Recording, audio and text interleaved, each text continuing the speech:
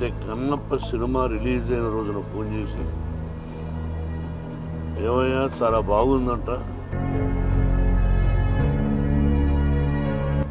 ఈ డైలాగునైనా అవలీలగా చెప్పగలడు. అందరికీ నమస్కారం. కోటా శ్రీనివాసరావు గారు నా తోటి కోటా శ్రీనివాసరావు గారు నా తోటి నటుడు.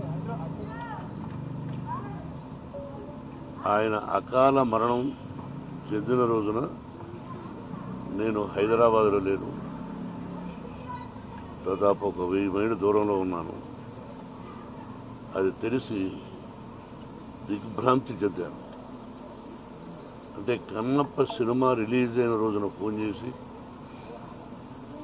ఏమయ్యా చాలా బాగుందంట, మేము ఒకసారి ఏమయ్యా అనుకుంటుంటాం. మోహన్ బాబు గారు మిమ్మల్ని ఏమయ్యా అన్న పర్వాలేదా అంటుంటాడు. దాన్నే ఉంది కోట, ఈరోజు సంబంధం కాదు మంది. బిడ్డకు మంచి పేరు వచ్చింది, నీ ఆశీస్సులు నువ్వు చూద్దు అయ్యే సినిమా అని కూడా చెప్పాను. ఆ తర్వాత ఈ సంఘటన జరిగింది. మా ఇద్దరిది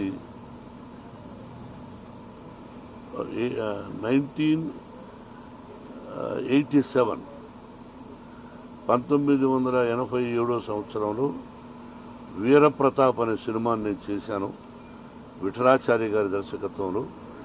దానిలో మాంత్రికుడి వేషానికి పిలిపించి గెటప్ వేసి ఆ పిక్చర్లో మెయిన్ విలన్గా అవకాశం ఇచ్చాను.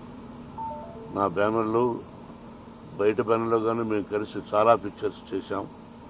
ఒక గొప్ప నటుడు, ఈ డైలాగునైనా అవలీలగా చెప్పగలడు. అటు విలన్ గాను, కామెడీ గాను, ఒక డిఫరెంట్ టైప్ ఆఫ్ మాడ్యులేషన్లో చెప్పగలిగిన మంచి నటుడు మన కోటా శ్రీనివాసరావు. నా కుటుంబానికి అతి సన్నిహితుడు. అతని మరణం నా కుటుంబానికే కాక సినిమా పరిశ్రమకు కూడా చాలా తీరని లోటు. వారి ఆత్మకు శాంతి, వారి కుటుంబానికి మనశ్శాంతి కలగాలని కోరుకుంటున్నాను. Thank you.